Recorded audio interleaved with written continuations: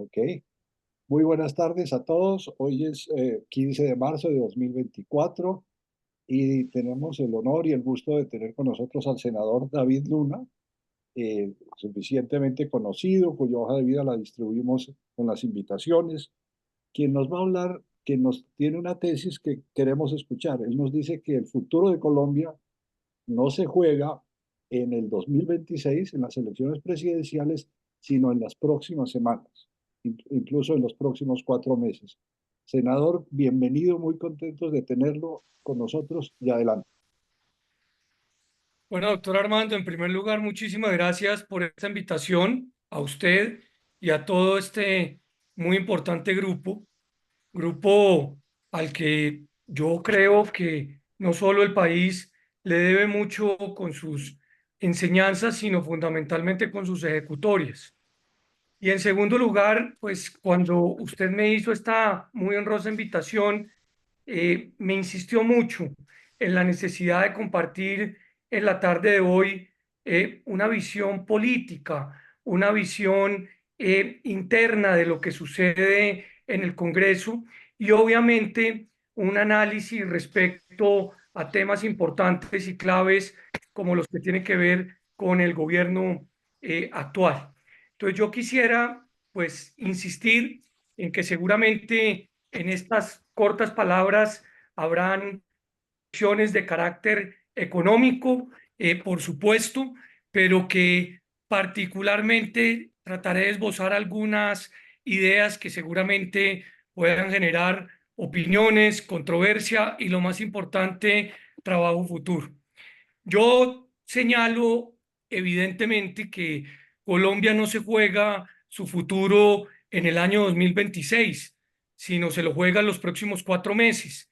Y he acuñado esta frase producto de varias reuniones que he sostenido con académicos, con políticos, con tecnócratas, así a algunos no les guste el término, a mí me encanta por el contrario, y con estudiantes y sobre todo en muchas regiones del país.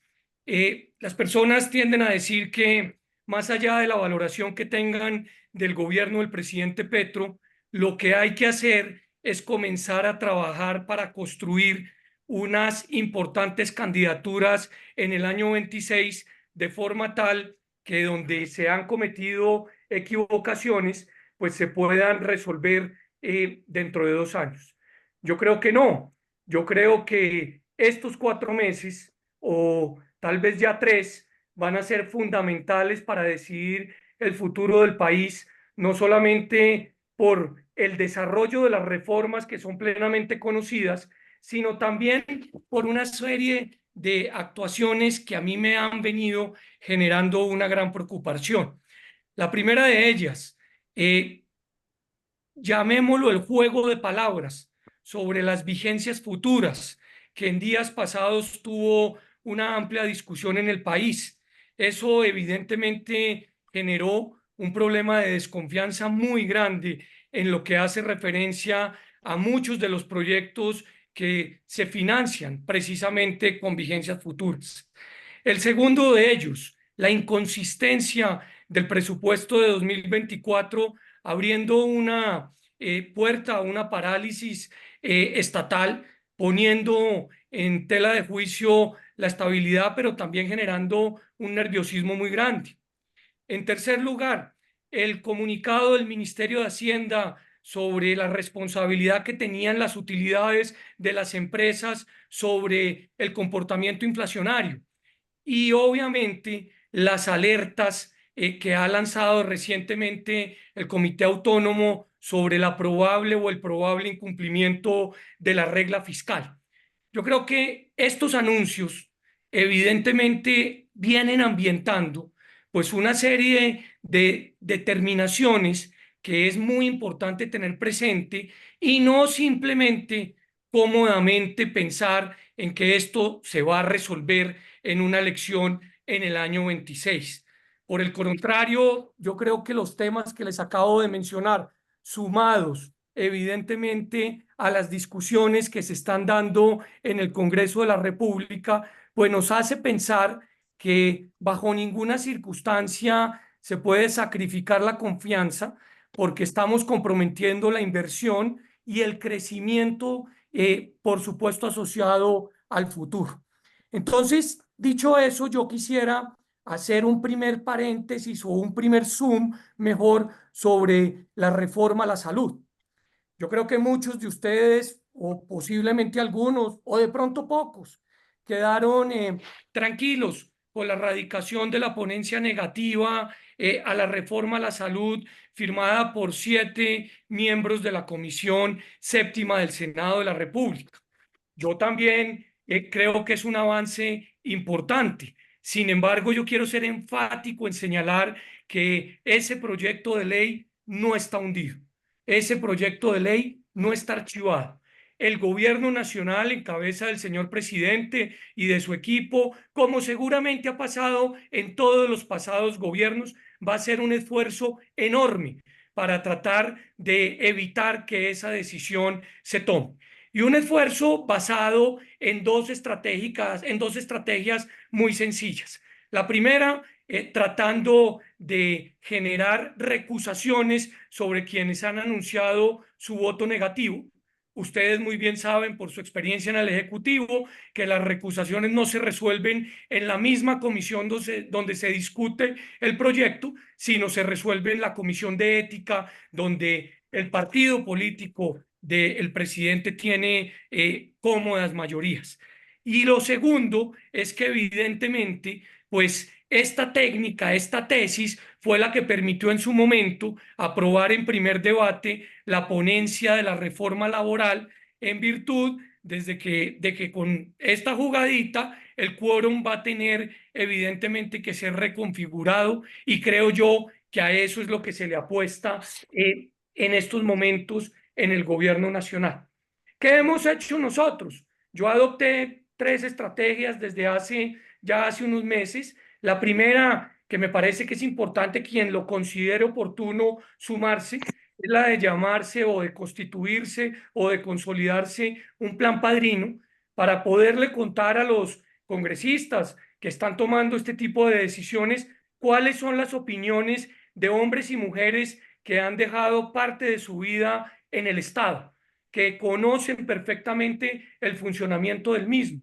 A veces uno siente pereza, aburrición o hasta pena de llamar a una persona que está tomando una determinación. Y yo creo que estos son los días esenciales de poder llamar a esos miembros de la Comisión Séptima para lograr transmitirles cuáles son las preocupaciones que se sienten sobre una reforma que está a puertas de decidirse. La segunda que hemos hecho es conversar con los pacientes, sobre todo con los de alta complejidad. Y yo particularmente me he dado a la tarea de entrevistar a varios y lo he publicado en el canal de YouTube, que no tiene tanto éxito como el canal de YouTube de este grupo, pero que creo que es muy importante oír y entender cuáles son sus preocupaciones, donde básicamente arrancan por señalar que las enfermedades de alta complejidad no tienen ningún tipo de atención en el articulado que se va a señalar y que se va a discutir. Y una última donde hicimos más de 400 encuestas con IPS, con EPS, con universidades, por supuesto con pacientes, entendiendo dónde estaban las dificultades que se tenían en estos momentos en el sistema de salud. ¿Por qué razón pienso yo que la reforma a la salud se hunda o pase, pero sobre todo se discuta en estas próximas semanas? Es pieza fundamental de preocuparnos en estos 3 meses y no en el año 26. Básicamente, por más que el giro directo, por la determinación del mismo proyecto de ley de prácticamente acabar con cualquier tipo de control o de auditoría en el ejercicio de ese giro. Un control que usualmente es previo, pero que adicionalmente también es posterior, dejaría de existir prácticamente en el 85% de esos giros, lo que permitiría que este esfuerzo dejara de ser un esfuerzo para salvar vidas, para convertirse en un componente de orden político o, en su defecto, de orden politiquero. Más allá de lo que está pasando en ese articulado de la Comisión Séptima, ya hemos visto, y esto lo conocen muchos de ustedes porque lo hemos conversado, pues cómo se han venido tomando determinaciones directamente desde el Ejecutivo, particularmente desde el Ministerio de la Salud. El año pasado el Congreso de la República aprobó una adición presupuestal de 2 billones de pesos para, obviamente, cubrir los presupuestos máximos y las deudas que tenía el gobierno nacional con las EPS. Sin embargo, de esos 2 billones de pesos, 1.2 billones fueron utilizados para otros fines, específicamente para la constitución de equipos extramurales, para la realización de infraestructura hospitalaria y para la compra de ambulancias. Desde mi punto de vista político 100%, herramientas utilizadas para lograr la aprobación de la reforma en la Cámara de Representantes. Y esto se ha venido agravando ya con una advertencia en 2 oportunidades de la Procuradora Delegada para Asuntos en Materia de Salud, señalando que ya no son el 1.2 billones de pesos del año anterior, sino 5 billones de pesos en este año que podrían ser utilizados para el pago de esos presupuestos máximos y que están siendo utilizados para una actividad que la ley no permite expresamente en el desarrollo, como es el ejercicio de compras o de infraestructuras. ¿Yo qué creo entonces que va a pasar? Pues una cosa es lo que espero y otra cosa es lo que creo.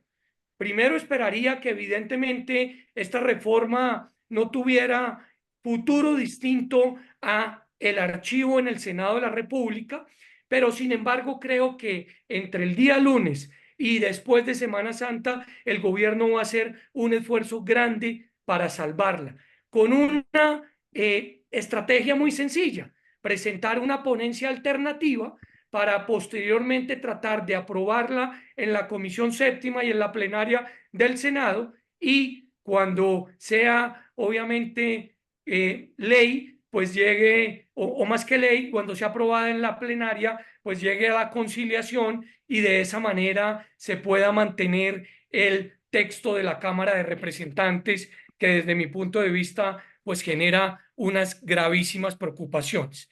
¿Qué va a pasar en los próximos meses, más allá de si se aprueba o no se aprueba este ejercicio? Pues que el sistema está viéndose, como ustedes muy bien lo saben, ahogado totalmente, y por eso es fundamental, en virtud del control subyacente que viene realizando la Corte Constitucional, que haya un esfuerzo muy grande de participación, entre otras, en audiencias públicas en esa Corte, para poder señalar que el sistema no lo pueden, no lo deben, y sería totalmente irregular ahogarlo de esa manera. Por eso creo que los autos que la Corte ha venido expidiendo en estos últimos días en orden a la ADRES y al Ministerio de Salud son muy importantes para poderle hacer seguimiento.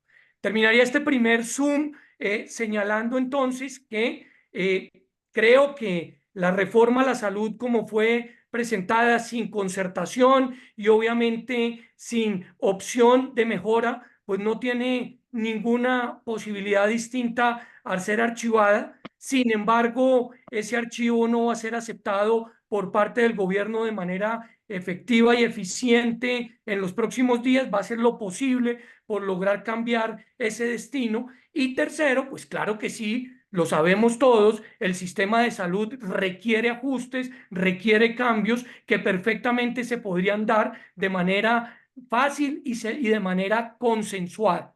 Yo el pasado 20 de julio lo dije públicamente y lo he venido repitiendo. Si el presidente Gustavo Petro quiere construir un acuerdo nacional, tanto quien les habla como el partido que represento estamos listos a sentarnos a construir un acuerdo nacional.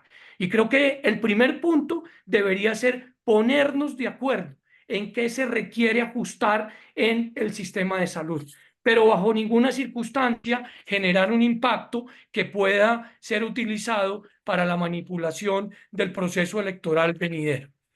En segundo lugar, quisiera hacer también un segundo Zoom sobre lo que se juega, lo que se discute en la reforma pensional, pues que cada uno de ustedes también conoce a profundidad. Porque evidentemente, si usted arranca recogiendo las declaraciones del señor presidente, cuando señaló textualmente el ahorro pensional en las AFP solo enriquece a los banqueros de Colombia, pues le permite a uno un déjà vu de la Argentina Kirchner cuando tomaron la determinación de generar una expropiación sobre ese ahorro. Y a mí me parece que acá es muy importante entender que la Constitución del 91 finalmente, cuando habló de libertades, habló del derecho del ciudadano a elegir y habló de ese derecho a elegir para poder determinar cómo moverse, pero también, por ejemplo, dónde ahorrar. Y esa visión estatista, me parece a mí, pues por lo menos no hace una consonancia exacta con la Constitución del 91, que todo lo contrario, lo que buscó, ese sí, un gran acuerdo nacional, era permitir que existiera la posibilidad de generar una gran alternativa a la hora de tomar decisiones y determinaciones. Yo claro que creo que el sistema pensional colombiano tiene que corregir tres graves problemas. El primero, solo uno de cada cuatro colombianos está logrando pensionarse. El segundo, Colpensiones subsidia las pensiones más altas, generando una gran inequidad. Y el tercero, evidentemente, los más pobres del país están totalmente desprotegidos. Pero creo que podemos, en ese sentido, acordar una reforma que genere esa resolución al problema. La actual no está mejorando la cobertura en pensiones. Es un tema que pasaría por una reforma, entre otras laboral, que lo que está incentivando es la informalidad. Entonces, ahí lamentablemente, pues no estamos pensando en el ejercicio futuro, como podemos afirmar que se está destruyendo el ahorro nacional, imposibilitando, por supuesto, grandes inversiones a través de los fondos que tienen esos ahorros en sus arcas y que los ponen a rentar de manera, creo yo, oportuna en proyectos que benefician a la comunidad en general. Pero adicionalmente empeora la sostenibilidad financiera del sistema, afectando pues gravemente la posibilidad de que jóvenes y niños hoy puedan pensar en pensionarse al futuro, entre otras porque el mismo ministro de Hacienda le ha puesto un punto de terminación a la reforma en el año 2070. Entonces yo sí creo que esto sumado a la advertencia reciente de la Contraloría y pues a las dificultades que se han venido advirtiendo respecto a los manejos en Colpensiones, merece evidentemente que entendamos que acá hay un riesgo. Y yo como crítico reconozco, yo creo que el presidente Petro es un gran orador, es un político supremamente hábil y logró intronizar dentro de la opinión pública que esta es la reforma menos mala de todas. Y tal vez es la menos mala de todas, pero detrás de todo impacto, de toda importancia económica, siempre hay una estrategia política. Y la estrategia política acá es tratar de llevar una ponencia intermedia que no hable de 3 salarios mínimos, sino de 1,5 salarios mínimos para llegar a la Cámara, cambiar el texto aprobado en el Senado y terminar con esos 3 salarios mínimos que van a afectar fuertemente el ahorro de los colombianos. Yo creo que en ese sentido es muy importante recordar que tanto quien les habla como el partido que represento hemos presentado 2 proyectos de ley alternativos, como lo hicimos en la reforma a la salud. El primero de ellos, modificando la fórmula para lograr de una vez por todas terminar en gran medida los subsidios a las altas pensiones. Y la segunda, que creemos que no requiere ley de la República, es una decisión que el presidente Petro durante la campaña propuso y con la cual yo estoy enteramente de acuerdo, que es lograr que los subsidios que tienen los adultos mayores pertenecientes al proyecto de Colombia Mayor puedan aumentar. En ese sentido, yo siento que hay evidentemente pues un interés pero ese pilar solidario no se puede convertir en el motor fundamental para desarrollar una reforma que puede terminar afectando, en primer lugar, el libre derecho a elegir que tenemos los ciudadanos y, en segundo lugar, por supuesto, lo que hace referencia a el ahorro de los nacionales. Y terminaría con un tercer Zoom y un cuarto Zoom con unas reflexiones que no puedo dejar pasar en un grupo tan prestigioso y tan importante como en el que estamos. Eh, el tercer Zoom es, hay otros temas que pasan por la agenda legislativa permanentemente. Y yo tuve el inmenso honor de estar sentado en una silla viceministerial, en una silla ministerial y también en una silla en el legislativo hace ya muchos años en la Cámara y hoy en el Senado. Y termino de entender y de comprender que evidentemente hay una serie de determinaciones que tienen mucho que ver con la responsabilidad de el Senado, de la Cámara, pero muchas otras que evidentemente no tienen ningún tipo de interés de hacer ese tránsito porque un sistema presidencialista como el que vivimos, pues de alguna u otra manera lo podría llegar a permitir. Y acá quiero hacer, digamos, cuatro menciones importantes. El primero o la primera, una mención sobre el sector de la infraestructura, donde me parece que evidentemente se toman decisiones muy complejas y muy peligrosas para habilitar la inversión presente y futura en nuestro país en una delgadita línea que podría decirse raya entre lo legal y lo ilegal sobre qué competencias tiene el Ejecutivo y sobre qué competencias tiene el Legislativo. Un segundo sector, que es el sector energético, donde evidentemente hay unas decisiones también muy cercanas en el ejercicio de qué debe ser discutido en el legislativo y qué puede ser evacuado en el ejecutivo. Y en este sentido, en particular, con una doble agenda. Hay una agenda, por un lado, de presentar una reforma a la ley 142 y a la ley 143, y mientras tanto hay otra agenda que hace referencia evidentemente a esa modificación de decretos y de resoluciones con el ánimo seguramente compartido por muchos o por todos de disminuir la tarifa que terminaría impactando en una ausencia de seguridad energética acompañada no solamente por el fenómeno del niño, sino básicamente por la ausencia en dos sectores de la herramienta energética productiva, que es, por supuesto, la generación, en el fracaso de muchos de los proyectos que se están dando, particularmente en el departamento de La Guajira, y me preocupa el de la transmisión, particularmente el que hace referencia al proyecto de colectora que lidera la empresa de energía de Bogotá y que tiene un impacto muy importante desde el punto de vista estructural.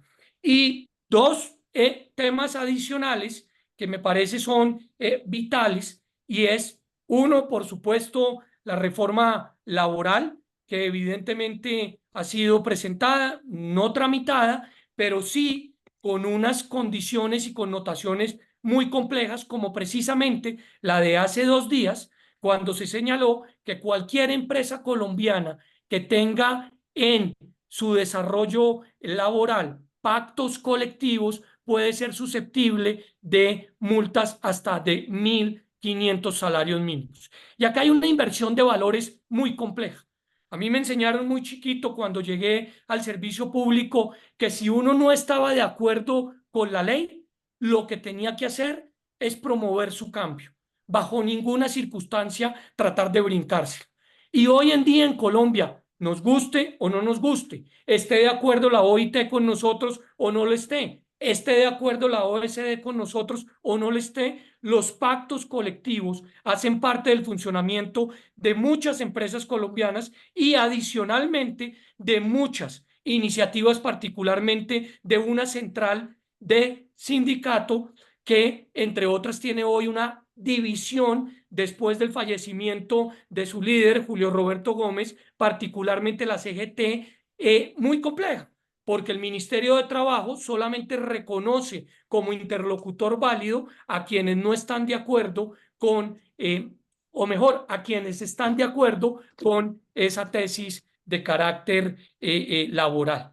Entonces, yo sí quisiera hacer un énfasis en este sentido para poder determinar y poder señalar que hay una responsabilidad muy larga de la mano de un último punto que quiero mencionar y que son todos y cada uno de los procesos de negociación que se están desarrollando con los diferentes grupos al margen de la ley.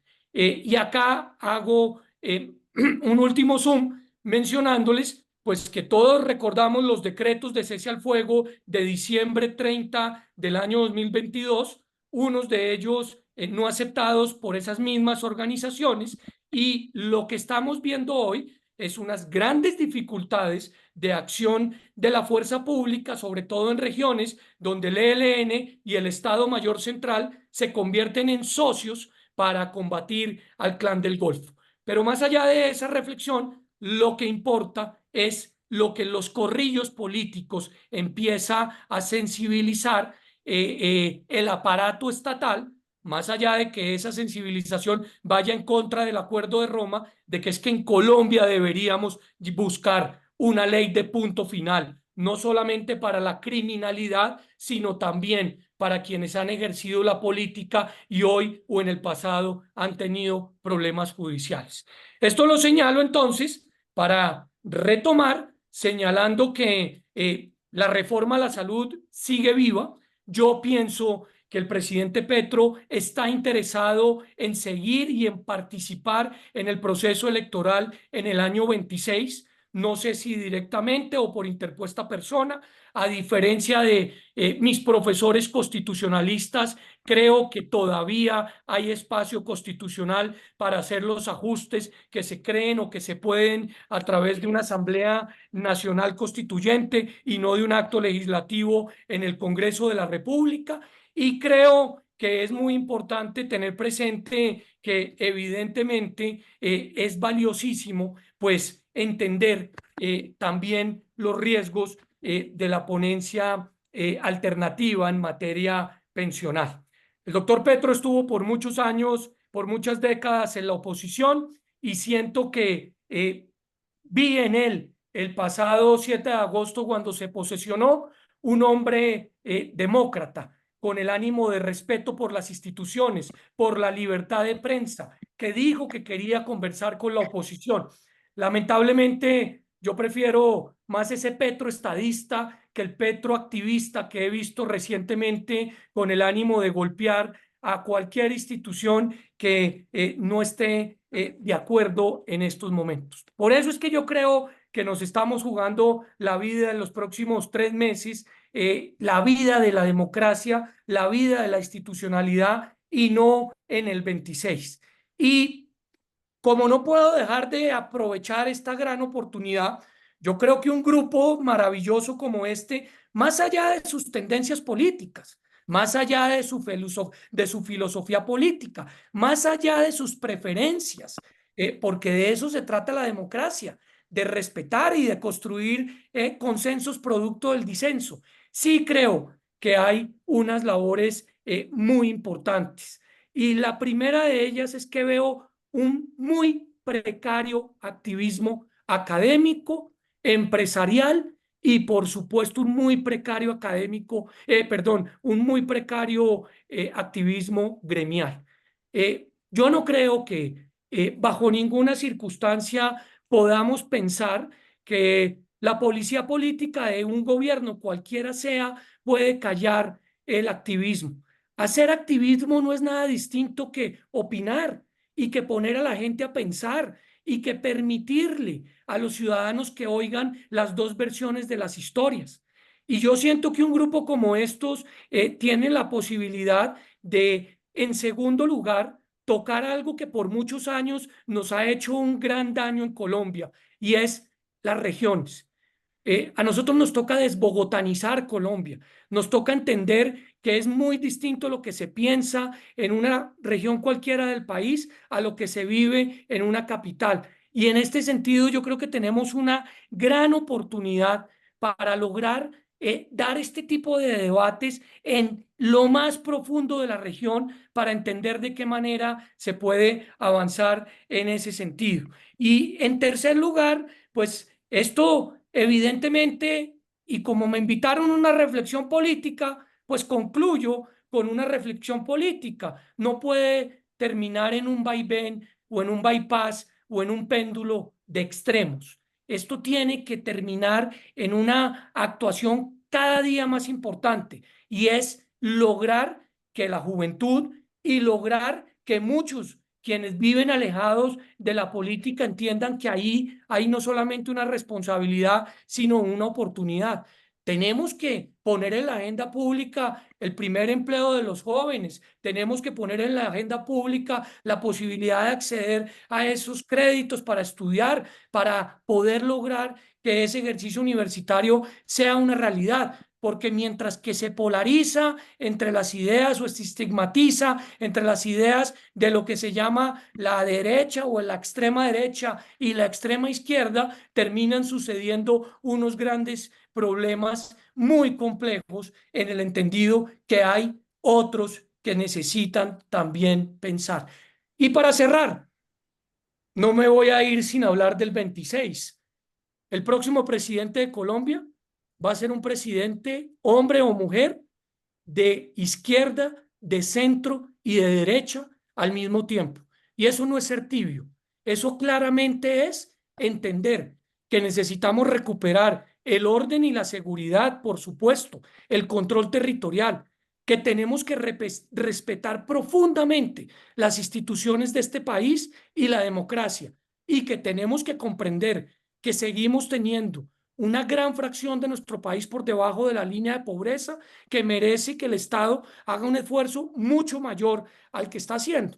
Y yo siento que ese espacio, este espacio, puede ser pues muy útil para que estas discusiones de orden político congresional, pero también de orden temporal, en el entendido de las decisiones que se van a tomar o que se están a puertas de tomar, puedan ser útil para que nuestro país recupere la confianza, no en el gobierno de turno, sino en la institucionalidad que creo yo lo ha llevado desde muchos años atrás, pero en particular desde el 91 por buen camino. Doctor Montenegro, a usted y a todos, muchísimas gracias por estos momentos para mí muy honrados de poder compartir algunas ideas. ¿Qué pasó? Armando, tiene el micrófono apagado. Hay un momento que se me perdió. No, Ya, acá estamos.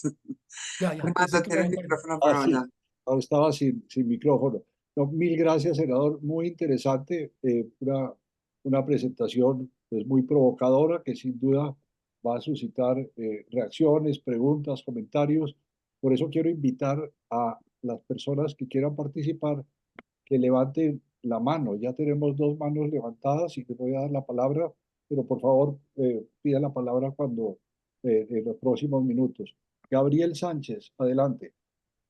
Gracias, Armando. Senador, en primer lugar, felicitaciones por su excelente exposición política, que yo estoy totalmente de acuerdo que es absolutamente necesaria en todos los frentes, frentes académicos, laborales, etcétera. Específicamente, yo le tengo una pregunta que tal vez usted no la cubrió en su exposición y es la gente a la calle, que ha sido convocada y manipulada por un lado por el presidente Petro y por el otro lado, con un relativo éxito, ha sido convocado por el expresidente Uribe y por Germán Vargas Lleras a través de su partido. ¿Qué piensa usted al respecto? Porque mi sensación, se la comparto, es que falta una convocatoria más amplia. ¿Cómo vería usted la posibilidad de que el Partido Liberal, el Partido Conservador, el Partido de la U, los Verdes, etcétera, etcétera, etcétera, hicieran una convocatoria, una de lo que es la oposición frente a las acciones del gobierno eso tendría mucha más fuerza. Y se lo digo con sinceridad. Yo quisiera haber salido a la calle, pero a mí una convocatoria como la de Germán Vargas y Uribe solamente como que no me jala para ir allá y así hay mucha gente. Entonces me gustaría conocer su opinión al respecto y la viabilidad, sobre todo, de que haya una convocatoria amplia para protestar. Muchas gracias. Gra- Gracias, Gabriel. Senador, le voy a dar la palabra a tres personas y después le pido el favor que responda. Arturo Sarabia, adelante. Sí, no, en primer lugar, David, felicitaciones por esa presentación y por el papel que estás desempeñando dentro del Congreso en defensa, pues, de un modelo democrático como el que muchos de nosotros compartimos. Eh, yo quiero aprovechar tu condición de hombre político, eh, más que para examinar los distintos proyectos que se están debatiendo, para consultarte lo siguiente. Nosotros tenemos un gobernante que ha señalado que todo lo que aquí se ha hecho en los últimos 200 años eh, es un desastre. Y todo lo hemos hecho mal y que esto hay que enderezar, que ha planteado como modelo alternativo una cosa bastante regresiva que es ampliar la presencia del Estado en todos los sectores de la sociedad y un modelo de economía popular difuso que no se entiende muy bien qué busca. Y en general un conjunto de acciones orientadas a, a darle al Estado colombiano y al manejo de la economía colombiana pues un cariz que nosotros creemos que no es el que le conviene al país y que es un poco no construir sobre lo construido, sino alterar lo que con mucho esfuerzo se ha venido haciendo a lo largo del tiempo. Ese, digamos, es la visión del gobierno y la preocupación es qué tanto daño puede hacer en los próximos 4 años o en lo que queda ya y cómo se puede contener que avance y torne irreversibles muchas de esas transformaciones que se consideran negativas. La pregunta va entonces en esta dirección. ¿Cómo está funcionando internamente el contrapeso más fundamental en una democracia que es el Congreso? Siempre dijimos que las instituciones colombianas, a diferencia de las venezolanas o las nicaragüenses o incluso la propia Argentina, eran muy fuertes, que teníamos instituciones sólidas, que el Congreso no había mayorías para el del gobierno. ¿Cómo está funcionando eso por dentro? Siempre hemos visto que la mermelada, como se le llama, ha funcionado, le ha funcionado a muchos gobiernos. ¿Por qué en este no está funcionando bien? ¿Y cómo está operando el contrapeso allí? Y en especial, que si nos puedes explicar un poco ese mecanismo de las inhabilidades, cómo puede desbaratar ese quórum que ya está más o menos sólido. Se necesitan 7 si se niega 2 veces la proposición del gobierno de la ponencia favorable, pero que hoy tiene ya 8 miembros, o sea que parecería que es bastante sólido, pero sin embargo que nos pudieras explicar también en esta visión, presentación sobre el funcionamiento del Congreso, cómo está funcionando eso. Gracias, Arturo. Daniel Wills, adelante.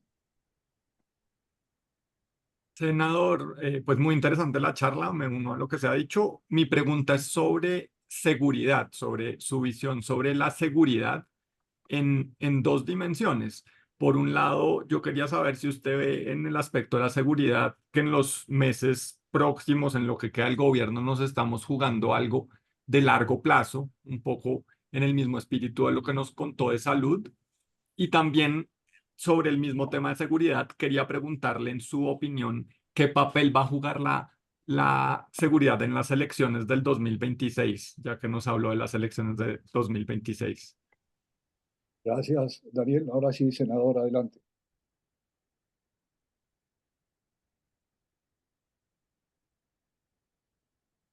Gracias, doctor Armando. Digamos que para, para contestar concretamente, quiero hacer un paréntesis al doctor Gabriel y al doctor Arturo sobre la composición partidista en el Congreso.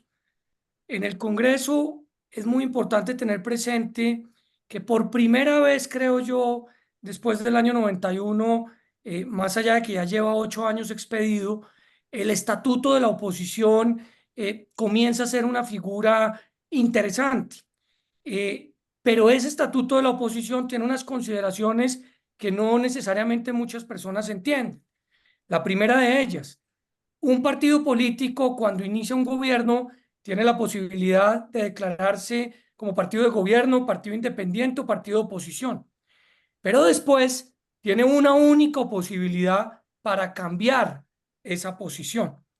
Acá es muy importante tener presente que hubo muchos partidos políticos que no votaron con el presidente Petro y que terminaron siendo partidos de gobierno, particularmente el Partido Conservador y particularmente el Partido de la U. No menciono al Partido Liberal porque algunos de sus miembros sí votaron por el presidente Petro. Con el paso del tiempo, el Partido Conservador y el Partido de la U tomaron la determinación de cambiar su posición a independientes. Y obviamente se mantiene en la coalición de gobierno el Partido Liberal y el Partido Verde, que tienen varias tensiones internas. Entonces, para responderle al doctor Gabriel, pues yo creo que más temprano que tarde van a haber seguramente otros movimientos políticos invitando al ejercicio ciudadano para expresar su desacuerdo con alguna de las medidas tomadas por el gobierno nacional. Es por eso que de alguna forma pasa lo que usted menciona, porque yo coincido. Nosotros, digo, el partido del que represento, pues es muy diferente y es muy distinto de un partido como el del Centro Democrático, que también está en la oposición. Y seguramente lo propio se puede pensar del ejercicio que se está dando o que está sucediendo en las corrientes que siguen siendo partido de gobierno. Por eso es que algunos le llaman partidos bisagra, porque son partidos que no votaron por el presidente Petro, pero terminaron siendo parte de su coalición de gobierno. Ahora, dicho eso, las mayorías del gobierno, después de que el mismo presidente, rompió su propia coalición el año pasado, pues en Cámara son muy sólidas, pero en Senado no lo son tanto. Y eso se vio reflejado en la elección del presidente del Senado, donde evidentemente, pues la decisión que se tomó fue distinta a la que el gobierno decía representar. Entonces yo sí creo, doctor Gabriel, que más temprano que tarde va a haber unos ejercicios de invitación en ese sentido. En segundo lugar, doctor Arturo, me acaban de informar que ya el Pacto Histórico presentó 2 recusaciones: al senador Honorio Enríquez y al senador Alirio del Casanare. Entonces, ya no son los 9 que dijeron, sino posiblemente van a ser 7. Faltará ver cómo se van a votar esas recusaciones en la Comisión de Ética. Esto lo digo porque tengo la certeza de que la reforma a la salud no está hundida. Y tengo la certeza de que el gobierno nacional y particularmente el ministro Jaramillo están maltratando la ley al utilizar recursos que deberían ser para pagar las cuentas pendientes con el sistema en compras o en ajustes en las regiones a través de ambulancias o de reparaciones locativas en los hospitales, que para llamarlos claramente no es otra cosa que mermelada. Y estamos hablando de 1.2 billones de pesos el año pasado y según la advertencia de la procuradora delegada, alrededor de 5 este año. Entonces, evidentemente, en el Congreso, pues pueden haber unas mayorías, en este caso en la Comisión Séptima, pero puede contundentemente el gobierno en su ejercicio tratar de evitar que esas mayorías se consoliden. Y es lo que yo estoy viniendo a señalar. Este no es un tema del 26, este es un tema de aquí al mes de junio y por ende sí es muy importante pues hacer lo que yo denomino un activismo legal sobre cuáles son las preocupaciones del sistema de salud. Yo estoy convencido que la reforma actual presentada por el gobierno del presidente Petro acaba con el principio de solidaridad del sistema, que no es otra cosa que si a mí me da un cáncer mañana, Dios no lo quiera, y mi tratamiento vale 1.000 o 1.500 millones de pesos, que yo no lo puedo pagar ni con la venta de la casa, pues el sistema pueda soportar. Eso se está desvaneciendo y por eso es igual de importante esa reforma que se tramita en el Congreso como el auto de seguimiento y de orden que acaba de entregarle la Corte Constitucional a la ADRES hace ya 15 días, que hasta el momento no ha sido cumplido por el gobierno nacional. Y en tercer lugar, le contestaría al doctor Daniel, pues señalando algo que me parece que Adelante, senador. Adelante, adelante. Se abrió un micrófono, pero siga, por favor. Bueno, gracias, doctora Marta. Entonces, termino diciendo que evidentemente, doctor Daniel, pues lo expresamos en un debate en días pasados al ministro de Defensa. Lo que está pasando, evidentemente, en materia de seguridad, pues es un tema muy complejo porque ha habido una transformación muy grande. O sea, el Clan del Golfo ya no solamente es productor de cocaína, sino distribuidor. No solamente tiene negocios con los carteles mexicanos, sino con los carteles alemanes. Y en ese sentido, pues se está permeando, no lo digo yo, lo dice un informe a puertas de publicar del Crisis Group, está permeando ya más de 10 departamentos y de 200 municipios, con una situación muy compleja de temor en las regiones. Y mientras tanto, pues la fuerza pública se debate entre los ceses al fuego de, evidentemente, el ELN y el Estado Mayor Central.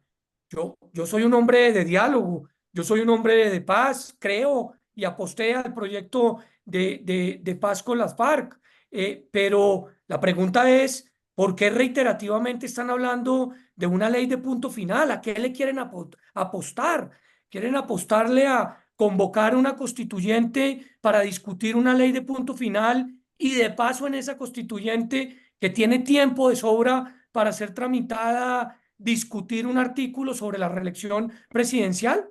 Si esa es la tesis, pues discutámosla, pero no sigamos simplemente en los cócteles conversándolo y que nos cojan fuera de base como suele suceder, doctor Daniel.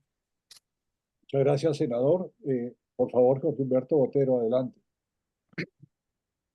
Gracias. Yo quería reconocer delante del grupo una intervención del senador Luna, lanzando un mensaje de reconciliación, de moderación, de racionalidad, de ética del diálogo al gobierno, que fue recogida por el senador Iván Cepeda, y ese fue un gesto suyo bien respondido por Cepeda que vale la pena recoger y aplaudir. No se pueden perder las vías del diálogo ni siquiera con este gobierno. En segundo lugar, quisiera tal vez algún comentario suyo y ayudar a que todos estemos sensibilizados con lo que está ocurriendo con la educación superior privada. La estrategia del gobierno es perversa. Cerrarle todos los apoyos estatales a las universidades privadas, disminuir hasta donde más se pueda el apoyo de ICETEX a los estudiantes que quieran ingresar a universidades privadas, Y este esquema de la gratuidad sin restricción ninguna, incluso pasando por encima de la norma constitucional que claramente dice que en esos casos de educación pública gratuita es indispensable cobrar a quienes sí pueden cobrar, a quienes sí pueden pagar. Lo que está ocurriendo es gravísimo. Las universidades están perdiendo la capacidad de soportar su funcionamiento con los flujos derivados de matrículas. Algunas están reduciendo drásticamente la oferta de cursos.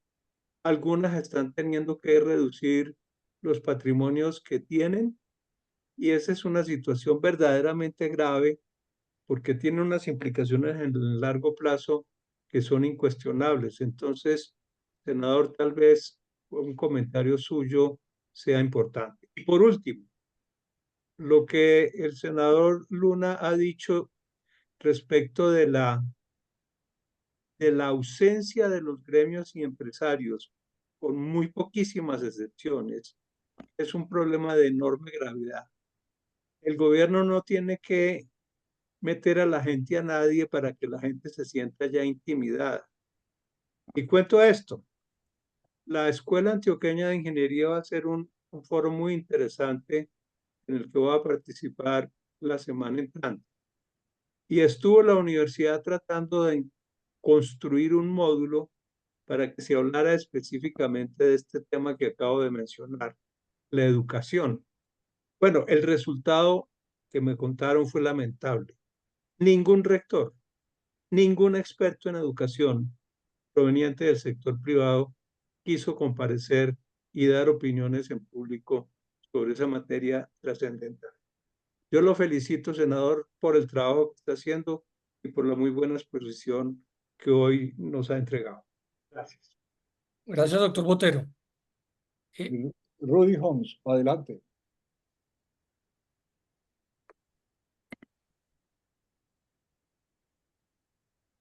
Armando, gracias. Hola David, buenas tardes. ¿Qué tal? Muchas gracias por venir y por hablar con nosotros. Gracias, Rudy. Muchas gracias a ti. Mira, es que tengo una curiosidad. A mí me da la impresión de que tanto el gobierno, la parte ejecutiva, como el Congreso creen que son impunes, que no están corriendo ningún riesgo cuando hacen las cosas que tú dices que son ilegales. Y yo comparto el criterio de ilegalidad, pero alguien estaba escribiendo el otro día que no se les olvide que cuando el articulito famoso en el cual se estaba buscando la segunda elección de Álvaro Uribe, el hecho de que las personas habían firmado estar en contra en una ocasión. El día que después volvieron a dar el voto porque fueron comprados por unos ministros, eso permitió hacerles un juicio y ponerlos a todos en la cárcel, tanto a los ministros como a los transgresores. Yo creo que esto que está pasando se presta para hacer lo mismo, ¿no? ¿Tú crees que hay algo ahí que podamos hacer para despejar la idea de impunidad en cuanto a la violación de la Constitución y de la ley? Senador, yo quisiera completar la tercera pregunta con algo muy breve.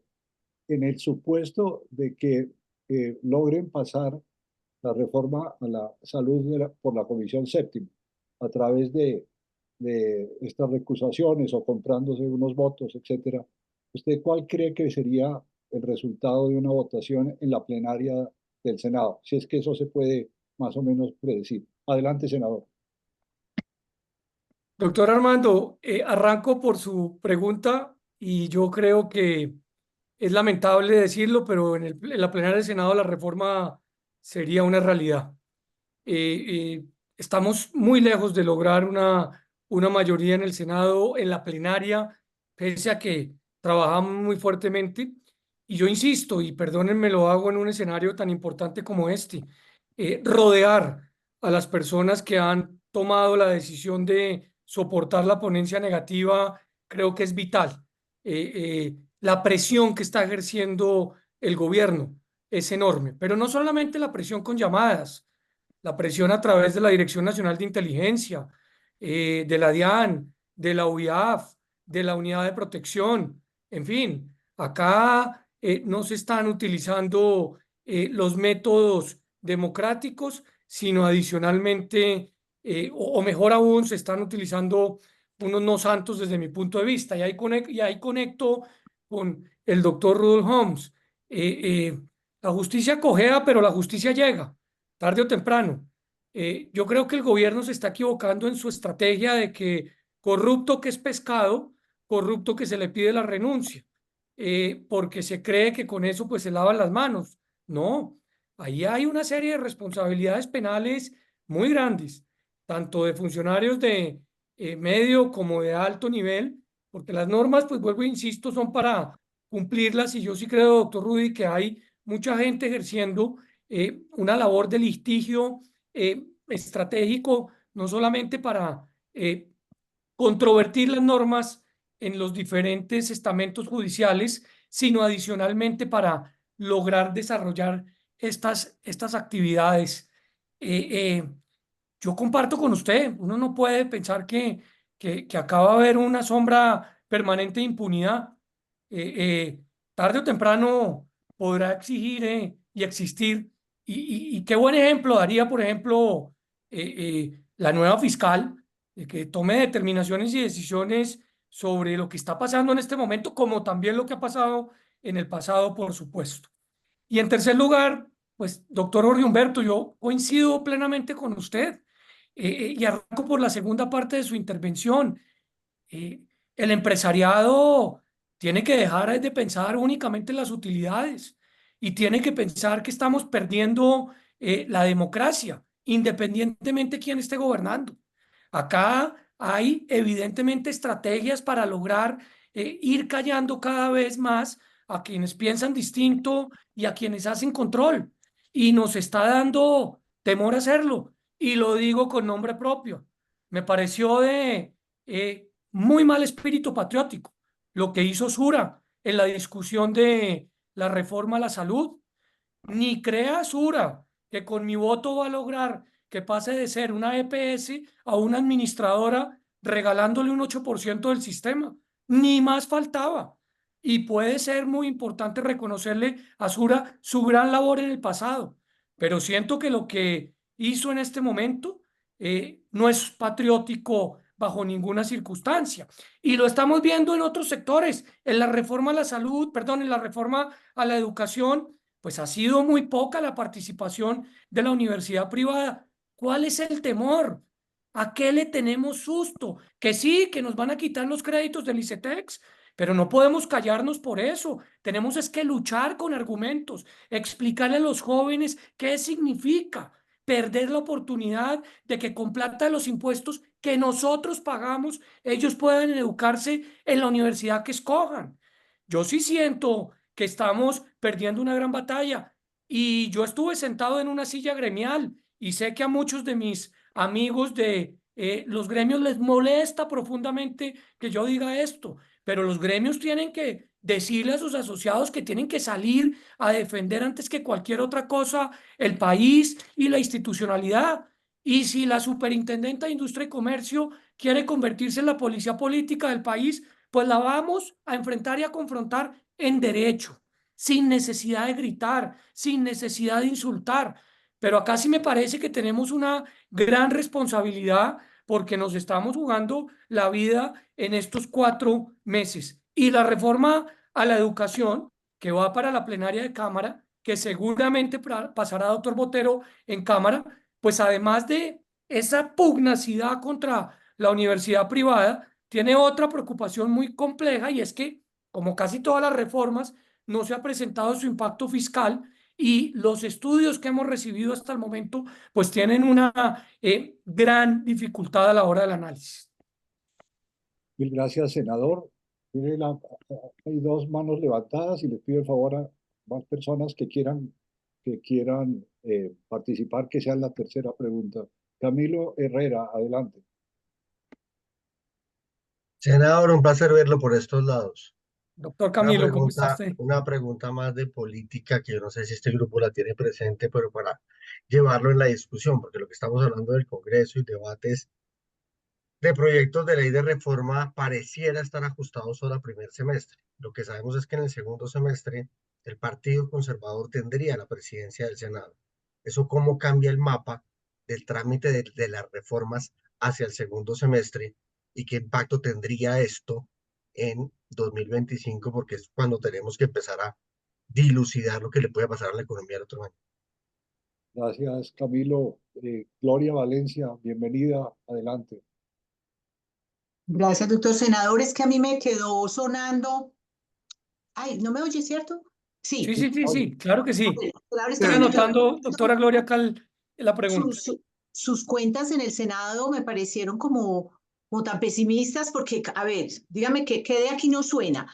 Uno sabe que la bancada conservadora va a votar no. La suya, Cambio Radical, no. El Centro Democrático, no. El Partido Liberal está absolutamente dividido y uno los ha escuchado a ellos más a no apoyar la reforma. En el Partido Verde, ese sí que está dividido. Entonces, ¿cómo usted le dan esas cuentas para que la reforma sí llegue a pasar en el Senado? Gracias. Gracias, Gloria. Marta Lasprilla, adelante. Gracias, hermano, gracias, senador. Y yo veo a usted que está muy valiente. Y en ese sentido me pregunto si la academia, hablando de activismo académico o activismo de la tecnocracia, si la academia podría ser tan valiente como ustedes, porque son dos mundos diferentes. Entonces, usted está llamando activismo? Yo estoy de acuerdo con usted, pero ¿eso cómo se come? ¿Cómo sería? Y la otra pregunta que tengo es, bueno, usted dice que es posible que se convoque una constituyente y ahí se cuelgue un articulito permitiendo la reelección, algo así como la séptima papeleta. Yo creía que esa posibilidad estaba cerrada, pero usted la ve como una posibilidad. Estas son mis preguntas. Gracias, Marta. Senador, adelante. Bueno, entonces voy a contestar en orden, arrancando por el doctor Camilo. Muy pertinente pregunta. Evidentemente, los compromisos de quienes construyeron los acuerdos sobre mesas directivas en el Congreso señalan que el próximo periodo le corresponde la presidencia del Senado al Partido Conservador. Pero como ustedes saben, y ahí va parte de la contestación a la doctora Gloria, ahí hay una división importante. Un grupo que lidera el senador Efraín Cepeda y otro grupo que lidera el senador Trujillo de Antioquia. Este último muy afecto al gobierno nacional, particularmente al presidente Petro, y con una gran participación política en el departamento de La Guajira, y que recientemente ha tenido mucha discusión en el debate. ¿Qué va a pasar ahí? Pues primero será una decisión interna de partido, donde yo creo que ojalá eligieran al doctor Cepeda. Yo, si él está entre el doctor Cepeda y el doctor Trujillo, canto mi voto públicamente desde ya. Votaría sin lugar a dudas por el doctor Cepeda. Pero pues todavía falta. Y el Partido Conservador, si no se pone de acuerdo, puede llevar a el voto, como se denomina limpio, doctor Camilo, a la plenaria una discusión de ese estilo y se puede repetir la historia entre el doctor Name y la doctora Angélica Lozano. Entonces, esa pregunta es muy importante porque el segundo semestre del año también va a ser importante en el entendido que si acá se logra que esto no salga adelante en lo que hace referencia a la reforma a la salud, pues seguro se intentará otra y ojalá sea de consenso. Yo lo dije en mi intervención y no sé si pasó desapercibido, pero si el presidente Gustavo Petro en 4 oportunidades ha hablado de convocar un acuerdo nacional, qué interesante sería que lo convocara respecto a los ajustes que requiere el sistema de salud, donde creo que estamos más de acuerdo que en desacuerdo en muchos. En el que vamos a estar en desacuerdo siempre es en que los giros no se hagan con las auditorías y con las revisiones presentes. Doctora Gloria, pues mis cálculos son más o menos de la siguiente manera. 12 senadores del Centro Democrático, 11 senadores de Cambio Radical, 10 senadores del Partido Conservador por la división que le menciono. No me atrevo a decirle exactamente cuántos del Partido Liberal, puede estar entre 3 y 5, y no creería llegar a 3 en el partido de la U. Entonces, eso nos da entre 40 y 43. Y si eventualmente usted le suma algunos verdes, y si eventualmente le suma, ¿por qué no?, los del movimiento que lidera el exministro Juan Fernando Cristo, nos siguen faltando entre 5 y 6 votos en la plenaria del Senado. Eso sin saber cómo va a votar el partido Mira, que un día dice una cosa y al otro día dice otra. Entonces, sí es importante pues tener presente esa, digamos, reflexión en la plenaria.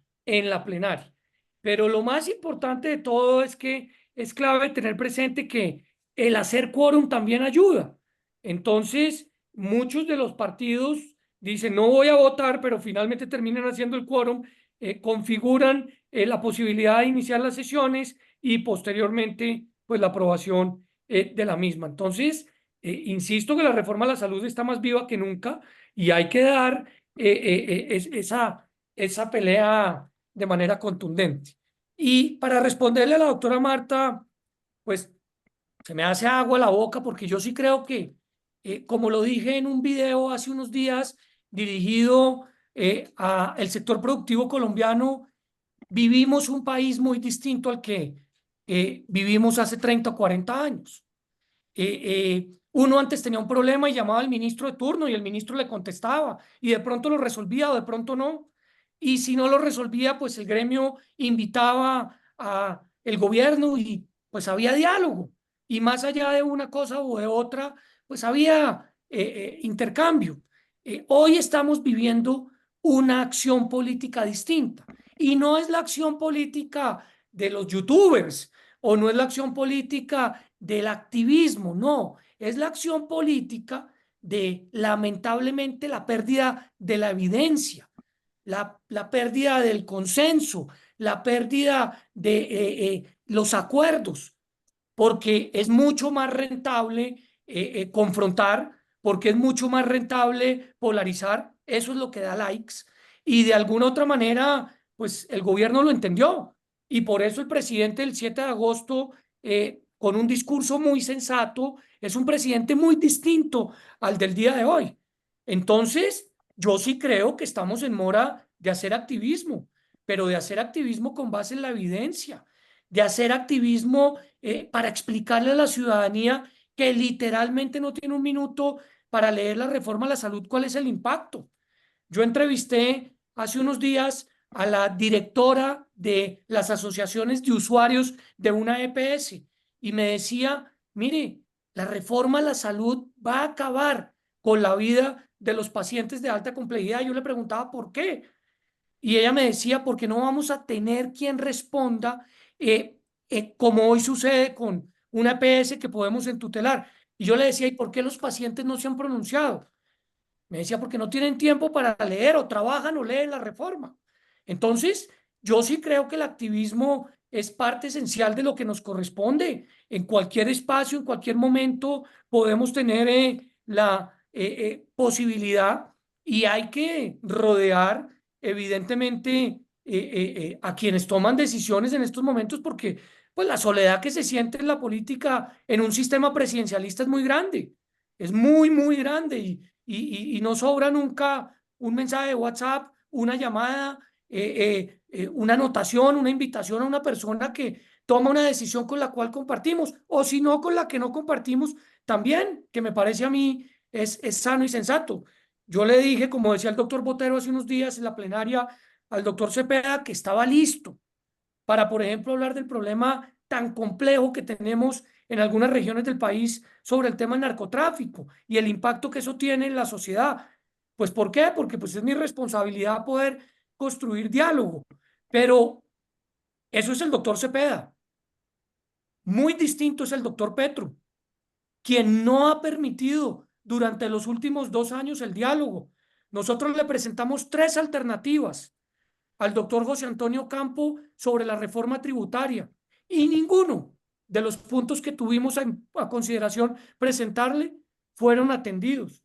Presentamos en 2 oportunidades reformas alternativas a la de la salud y se demoraron 30 minutos en la discusión para hundírnosla. Lo propio en la ley de paz total, en el plan de desarrollo. O sea que hay una diferencia grande entre el doctor Cepeda, que es un hombre que oye, que es un hombre que puede construir un consenso, con el nuevo doctor Petro, que lamentablemente no está oyendo, sino simplemente está imponiendo. Y creo que ahí es importante entender, pues que también nos tenemos que dejar o hacer oír quienes pensamos pues de manera diferente, y en eso, doctora Marta, creo que hay una gran oportunidad en estos momentos. Gracias, senador. Pedronel Ospina, adelante. Armando, muchas gracias. Hemos hablado mucho de la reforma de salud, pero hay una igualmente grave, que es la de pensiones. Y desafortunadamente esta creo que la gran mayoría de opinadores del país están muy equivocados diciendo que esta es la menos grave de todas en cualquier sentido, y que lo único que hay que salir a discutir es si son 3 salarios mínimos o un salario mínimo que son para colpensiones. Realmente ahí lo que estamos jugando es con toda, no solamente con la capacidad de las personas de tomar decisiones sobre algo que ya la ley les dio, que es su derecho. Las platas de las pensiones que están en el sistema de ahorro privado son de las personas y tendría que funcionar como funciona en este momento. Yo como persona sí puedo tomar la decisión de irme a Colpensiones, pero lo que nos dio la ley como derecho no nos los puede quitar esta otra ley gratuitamente, simplemente transfiriéndole las platas de ese 1 o 3 salarios mínimos directamente a Colpensiones. Esa es una decisión personal y yo creo que nadie está defendiendo esa parte y la estamos viendo como que es normal que nos trasteen automáticamente. La ley nos dio ese derecho, y es un derecho que no lo pueden salir a quitar con una ley que ni siquiera es del rango de lo que se requiere para quitar un derecho de estos ya otorgados por ley. Eso por un lado. Y la otra parte es en realidad la locura de pensar de que con 1 o 3 salarios mínimos no tenemos problemas de financiación. Así nos quedáramos con 1 o 3 salarios mínimos a cargo de la nación, sin pasar nadie del régimen individual, estaríamos también con un problema de financiación a largo plazo fuertísimo de esas personas. Y entonces lo que están haciendo en este momento es simplemente puenteando la plata. Por más que le digamos que esa plata que se puentea se queda en un fondo separado de Colpensiones,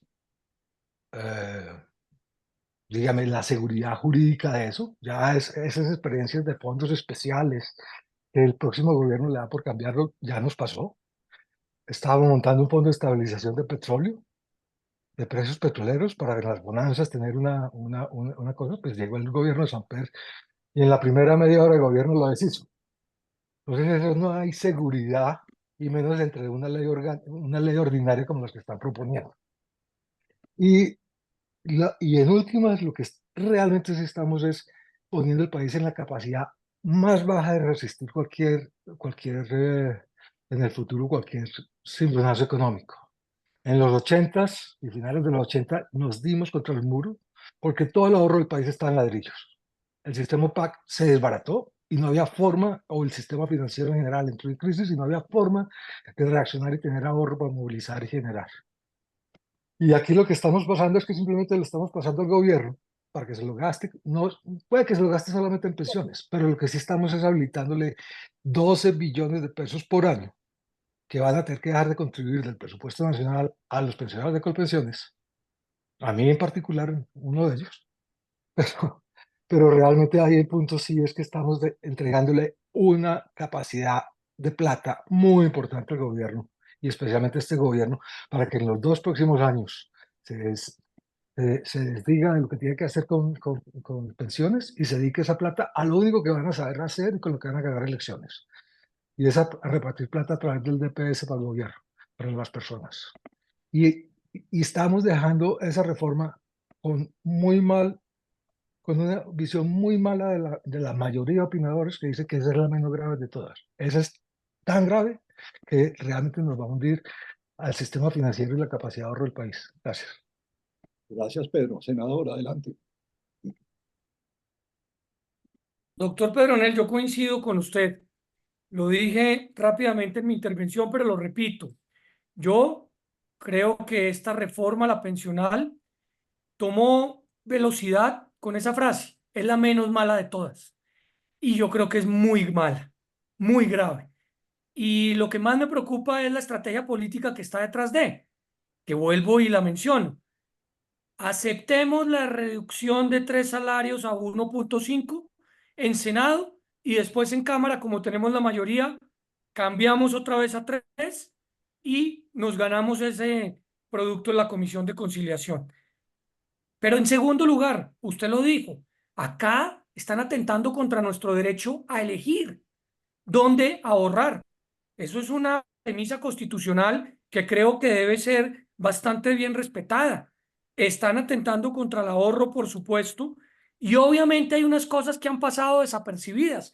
Esta reforma pensional a quien más duro le da es a los más pobres del país, porque imagínese usted que una persona que tiene ahorrada entre 0 y 300 semanas, una persona que cotiza un salario mínimo, que tiene ahorrado entre 0 y 300 semanas, pues según esta reforma se le va a devolver su ahorro al 0%, mientras que la ley hoy exige devolverlo al 3%.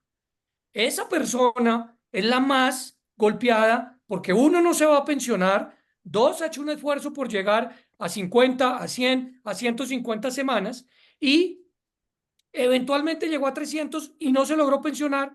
Hoy el sistema se lo devuelve al 3, la reforma va a obligar a que se lo devuelva al 0. Pero hay otra cosa mucho más compleja y es el claro interés de golpear el ahorro de quien tiene su plata por decisión personal en los fondos privados. Acá hay un tema muy complejo y es que la reforma, a diferencia de lo que dijo Petro, sí aumenta la edad y la aumenta para quienes hoy están a puertas de pensionarse con 1.150 semanas en el RAIS, o sea, en los fondos privados. Le aumentan 3 años a 1.300 semanas. Eso claramente nadie lo tiene presente, nadie lo ha leído y de alguna manera pues hay un impacto muy importante. Pero como Petro es un gran comunicador, lo que él ha logrado transmitir es que la reforma pensional es fundamental para el pilar solidario con el cual yo estoy de acuerdo. Yo que no comparto con Petro la gran mayoría de sus ideas, con esta estoy totalmente de acuerdo. Y por eso presenté un proyecto de ley en 2 sentidos. El primero, modificando la fórmula pensional para reducir importantemente los subsidios a las pensiones altas. Y en segundo lugar, para que deje de una vez por todas de decir el presidente que necesita una ley para aumentarle el subsidio que reciben los adultos mayores de Colombia Mayor. No necesita ninguna ley, es voluntad política, porque es un ejercicio de gasto presupuestal y lo podría hacer. Entonces, evidentemente, la reforma pensional también hace parte, pues, de por qué razón tenemos que preocuparnos por los próximos 4 meses y no solamente de qué va a pasar en el 26. Gracias, senador. Daniel Gómez, adelante. Gracias, Armando. Muchas gracias, senador David, por la presentación. 2 preguntas sobre un punto que usted hizo sobre el activismo que se requiere para proteger instituciones, para proteger contra medidas inconvenientes y esa paradoja un poco de que no vemos una organización desde la sociedad civil, sector privado clara para responder con argumentos técnicos, con argumentos sólidos a estas propuestas.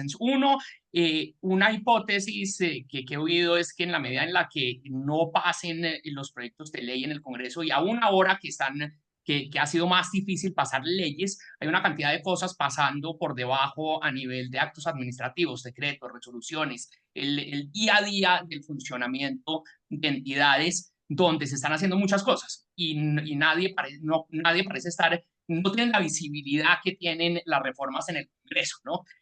Hay esfuerzos atomizados un poco y muy sectoriales, ¿no? Muy sectoriales de frenar cosas, de responder a cosas, de reaccionar a proyectos de decreto que son publicados, pero son esfuerzos todavía como muy sectoriales, ¿no? La empresa del sector de minería entonces responde enérgicamente al decreto que pone en peligro su actividad económica, pero no una cosa como generalizada. Entonces, quisiera escuchar su percepción sobre qué tanto más se va a usar estos otros mecanismos durante los próximos año y medio, digamos, ¿no? Más allá de los 4 meses. Y dos, cómo ve la posibilidad de que haya realmente una participación mucho más activa de muchos sectores organizados para en legalidad y con argumentos, pues poder reaccionar a tiempo y estar encima de toda la agenda que se mueve por debajo, ¿no? Y el segundo punto, muy relacionado con este, es que uno, y los que hemos pasado por el gobierno, sabemos que aún dentro del mismo ejecutivo hay pesos y contrapesos, ¿no? Están los técnicos del Departamento Nacional de Planeación, los mismos técnicos en ministerios que velan por la continuidad de políticas, que velan por la conveniencia y se alejan un poco del ciclo político que parece ser lo que está motivando muchas de las reformas, si entendí bien por su intervención. Entonces, ese grupo técnico también parece estar debilitado. Entonces, ¿cómo hacemos para proteger a ese grupo técnico? Uno, y cómo hacemos para que en el 2026 pues llegue reforzados esos mecanismos de salvaguarda del largo plazo contra los incentivos electorales y de corto plazo. Muchas gracias. A ver, senador, adelante.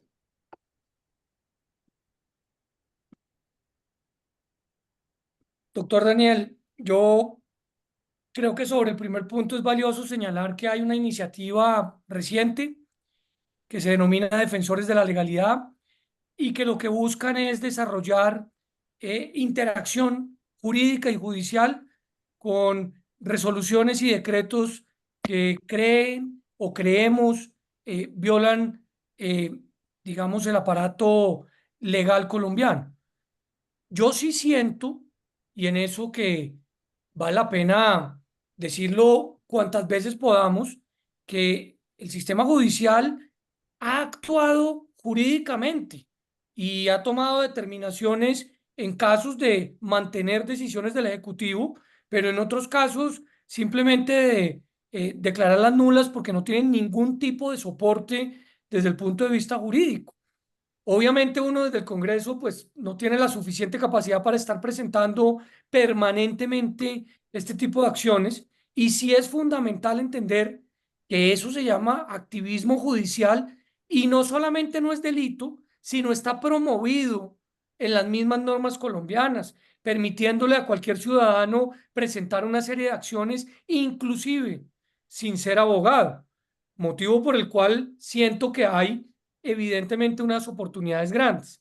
En segundo lugar, que la Corte Constitucional haya cambiado de doctrina después de tantos años, pues puede ser bueno, puede ser regular, puede ser malo, yo no soy quien para juzgarlo, pero por lo menos hay evidentemente una alerta.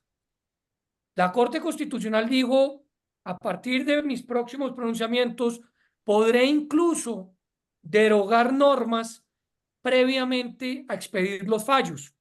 Y eso tiene un significado valioso, pero más valioso aún son los autos que particularmente la Corte ha expedido respecto, por ejemplo, a La Guajira, donde ha señalado con contundencia que esas acciones contractuales de la Unidad Nacional de Riesgo tienen un despropósito presupuestal, obviamente en materia de transparencia, y muy alejado a lo que terminó haciendo y desarrollando la propia Corte, porque la propia Corte terminó construyendo ante la ausencia del producto entregado por el Ejecutivo la estrategia en esa materia.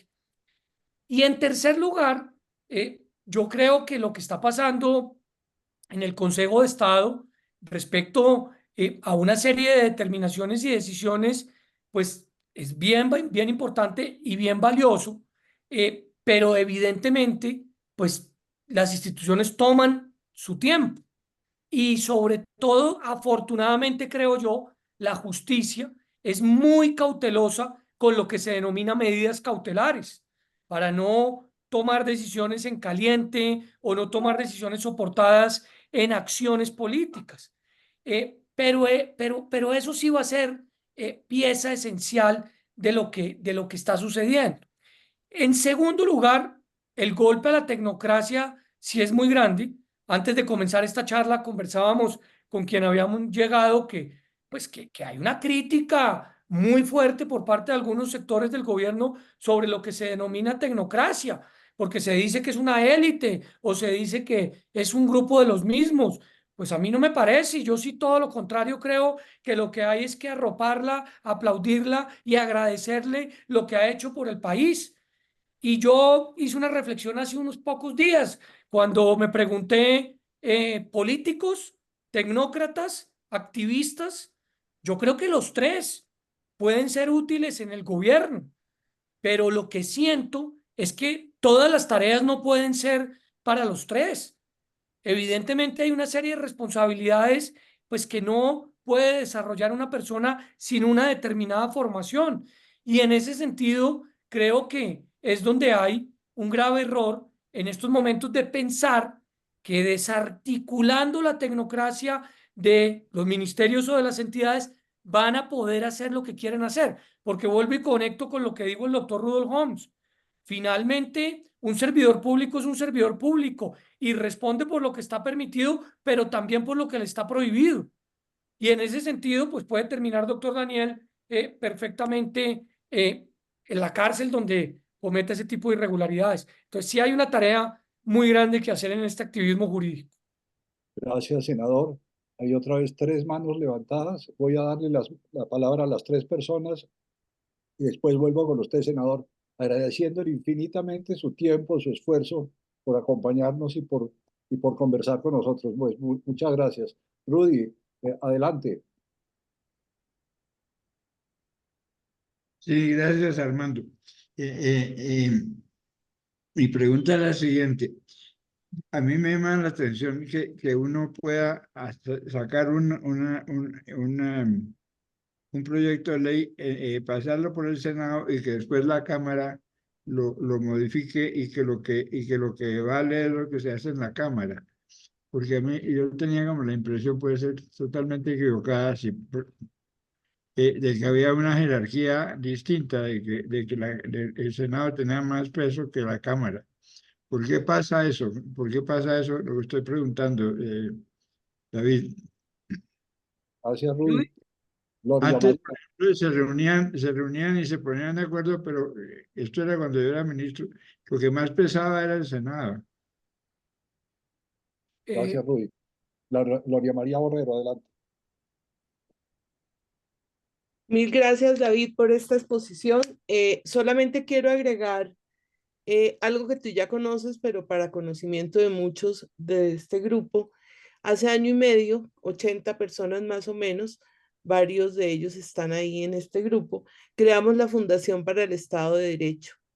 Es una fundación que puedo decir que en los últimos 3 meses por fin hemos adquirido algo de financiación y estamos haciendo litigio estratégico. O sea, es un granito de arena en ese activismo jurídico.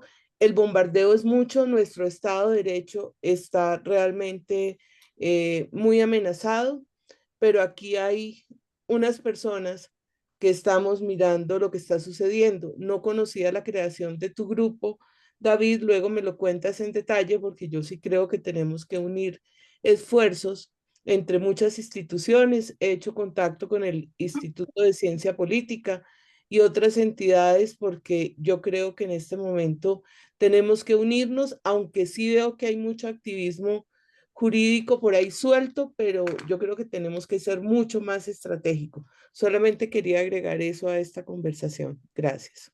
Mil gracias. Santiago Montenegro. Gracias, Armando.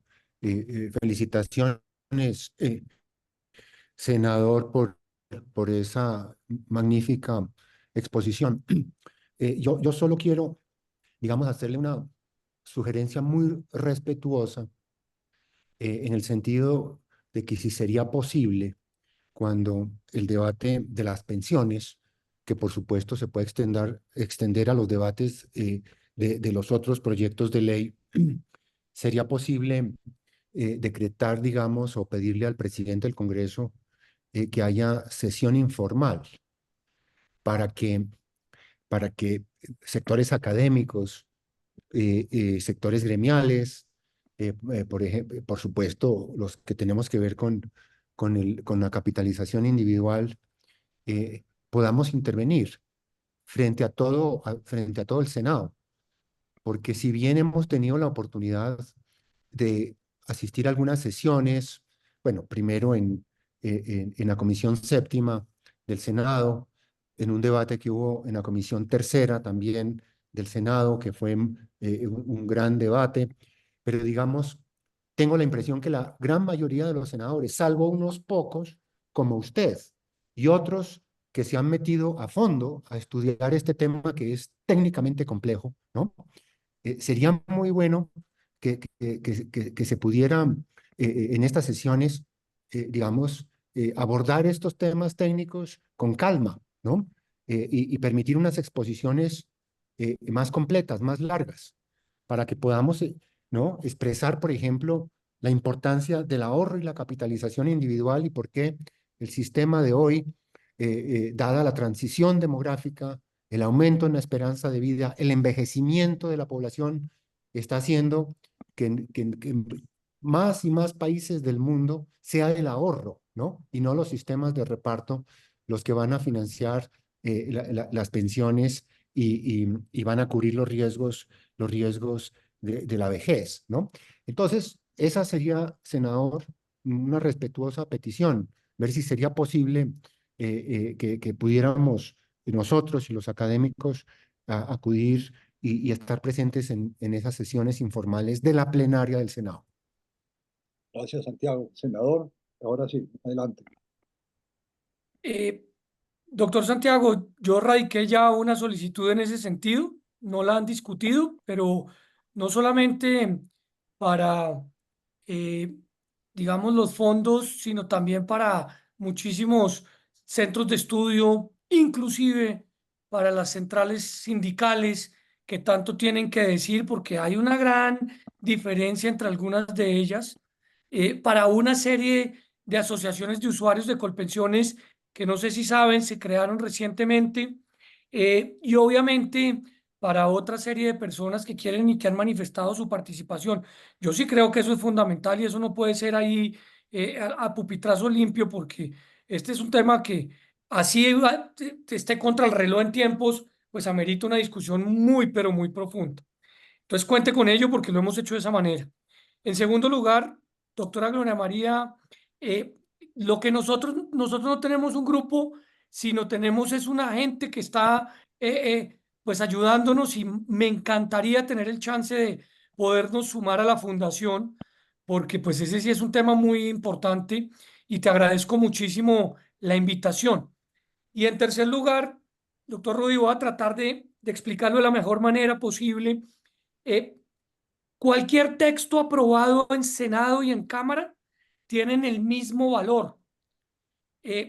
Si un texto inicia en Cámara y es aprobado y tiene modificaciones en Senado, entonces, como hay diferencias, se acude a algo que se llama las comisiones de conciliación. Lo grave de las comisiones de conciliación es que son única y exclusivamente de autonomía de presidente de Senado y Cámara su integración. Entonces, por lo general, no terminan teniendo una alta participación, o mejor, una plural participación, y el texto termina siendo muy influenciado por el gobierno. Por eso yo digo, si aprobamos un texto alternativo en la salud, seguro no lo cambian en la Comisión de Conciliación, o si aprobamos un texto alternativo en la pensional, corremos el riesgo que en la discusión de Cámara lo modifiquen. Esa es la democracia, ese es el bicameralismo, está bien, pero lo que yo tengo hoy es que contarles cuál es la realidad política de lo que puede suceder para que estemos absolutamente sintonizados en ese sentido. Gracias, senador. Sí, Queda pero una... si están comprando los votos, creo que ahí hay suficiente material probatorio como para iniciar acciones contra los ministros responsables y contra los congresistas que están cambiando su posición. Sí, señor, ya lo hizo la Procuraduría en torno al Ministerio de Salud particularmente, vuelvo y le repito, porque hay una prohibición legal expresa de que los recursos para pagar los máximos presupuestos no pueden ser utilizados sino en ello.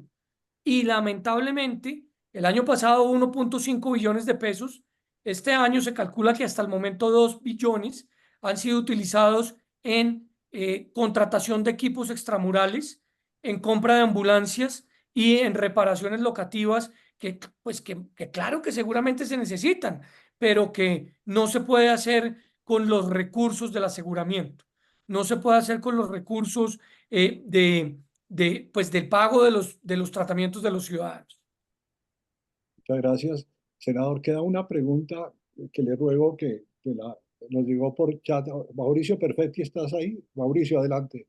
Acá la estoy leyendo. Exacto. Pues, leámosla, dice, bueno, me alegro a verlo dirigiendo. Una pregunta, ¿para dónde va Petro verdaderamente? ¿Hacer un cambio a sombrerazos por encima de la democracia y la institucionalidad? ¿A consolidar unas bases populares para mantenerse en el poder? Gracias. Esa es la pregunta de Mauricio. Sería la última pregunta de esta sesión, senador. Adelante. Mauricio, saludándote, yo creo definitivamente que va dirigido a tu segunda pregunta, a consolidar unas bases populares para mantenerse en el poder. Y eso lo estamos viendo con 3 acciones muy importantes. La primera, por supuesto, que hay que hablarlo, hay que decirlo, hay que analizarlo, del porqué de los aumentos en popularidad. Esos aumentos en popularidad tienen 2 explicaciones, creo yo, válidas para compartir con ustedes. El impacto del aumento de 10 billones de pesos de los subsidios y segundo, la radicalización del discurso. Me parece que tienen una acción importante. La segunda, que me parece valiosa analizar, es el partido del presidente, el del Pacto Histórico, el que presenta un proyecto de reforma constitucional que se denomina Ley del Transfugismo, para permitir que los congresistas de un partido se puedan cambiar de camiseta o de calzoncillos para irse a otro partido. Eso evidentemente lo que busca es fortalecer esa acción. Y lo tercero que a mí me pareció muy curioso, ya lo he dicho 2 veces, la doctora Marta me lo preguntó, es que evidentemente pues se viene hablando reiterativamente de leyes de punto final y vuelvo, insisto, para convocar asambleas nacionales constituyentes no se requieren los mismos requisitos que para convocar o para tramitar actos legislativos. Entonces, con esa excusa se puede terminar en lo otro. Yo no estoy diciendo que se vaya a terminar en lo otro. Lo que sí estoy diciendo es que es mi deber advertirlo como una posible acción dentro de lo que está pasando en la dinámica política nacional en estos momentos. Muy bien, senador, hemos terminado. Muchísimas gracias en nombre de este grupo. Ha sido una discusión muy viva, ha sido muy claro, muy convincente y quiero decirle que está permanentemente invitado y lo vamos a invitar más adelante para seguir conversando sobre estas cosas. Yo quiero Una este pregunta grupo para que ti. despidamos al senador con un aplauso muy grande, pues se lo merece. Pero, Senador, gracias. Muchas gracias. No, muchas gracias a ustedes, muy pero honrado y muy Muchas gracias. agradecido por Muchas esta invitación. gracias. Muchas gracias. Muchas gracias. Gracias. Muy bien. Buen fin de semana a todos.